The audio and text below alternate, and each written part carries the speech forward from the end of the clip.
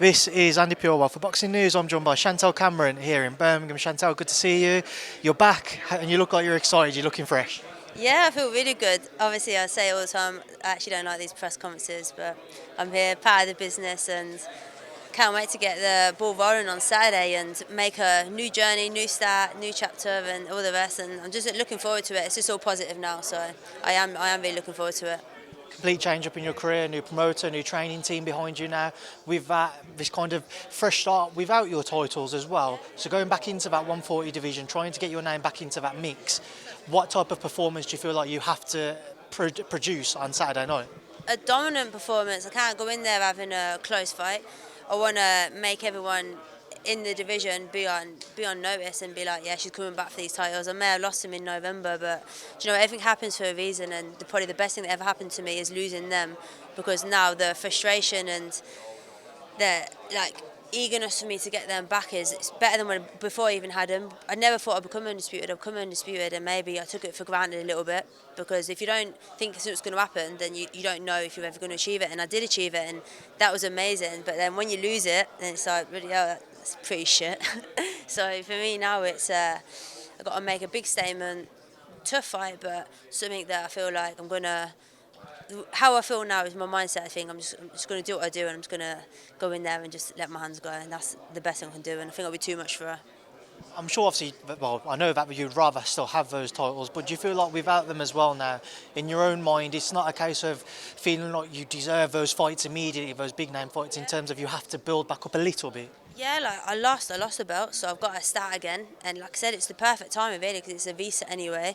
And obviously, I was undisputed world champion, and I've had some big fights. Now got to get back up that ladder to get them again. I'm not gonna have that loss and then walk back into a big fight. I knew that wasn't gonna happen, but I took on a tough fighter, and again just make everyone see that I'm still the best 140 pounder. Weren't my night in November, but everyone has an off night as well, so it is what it is.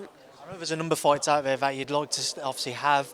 A lot of those fighters still working with Matchroom and Eddie. When you signed with Frank, was it kind of a big relief, or one of the big talking points was that you've seen the relationship build between Frank and Eddie? So I imagine that if Frank was maybe to go and propose, or George was to go and propose a fight between yourself and a Matchroom fighter, there's better terms there now for them to work on.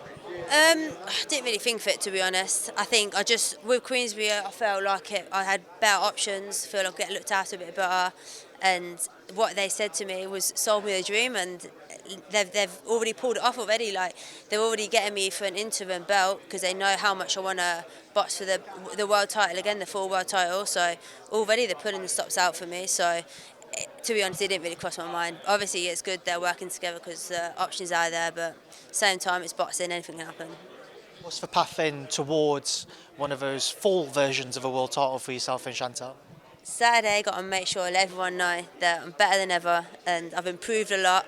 And I took the loss at the start. I took the loss very bad, but now I turned it around, and my mindset now is completely different. Where people are going to see how good I really am now. Where I feel like I got a lot of frustration there built up, and I'm just going to do what I love doing. That's fighting. Whereas before, I felt there was so much pressure. I felt there was always a weight on my shoulders, and it was a lot of pressure. When you have the belts, there's a lot of pressure. Where now I can literally do what I love doing, and that's just beating people up, and I'm enjoying it. Like, it's fun again, which is a good thing. Do you think we'll see you stick to super lightweight, or is there any chance you might drop back down to light? My mission at the minute, I've got one mission only, 140. That's fair enough. One name I want to throw at you then is somebody who's boxed on the Queensbury show previously, Mikaela Mayer. Obviously, without a title, but a huge name within the sport. Do you feel like it's a potential fight which could be made there? 100%. I rate Mikaela Mayer a lot as well as a fighter. I'd love to have that fight. I think it's a great fight, and again, it's an option. Like, it can happen. I don't know her plans, but I would love to share the ring with her as well. And you know, even if we don't fight for belts, I don't think it matters. I think even without a belt, it's still a great fight. And as much as everyone is chasing the belts, that you can still have very good fights without a belt. Chantelle, you've also got Taylor-Serrano on the horizon, their rematch. I know you'll keep an eye on it, but your thoughts?